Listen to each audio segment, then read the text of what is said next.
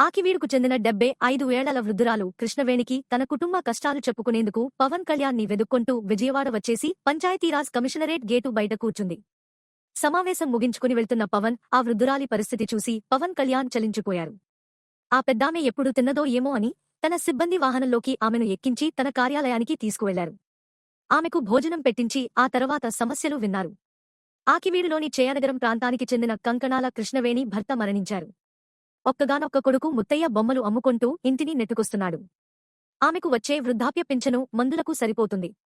ఇంటి స్థలం ఉన్నా తనకు ఇల్లు కట్టుకునే స్థోమత లేదని, కొడుకు ఆర్థిక పరిస్థితి బాగాలేదని ఇల్లు కట్టించాలని కోరడంతో పవన్ కళ్యాణ్ వెంటనే స్పందించారు.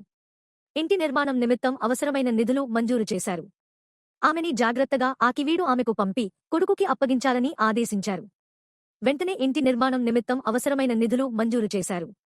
పవన్ తనకు మరో కొడుకు అంటూ ఆమె సంతోషం వ్యక్తం చేసింది.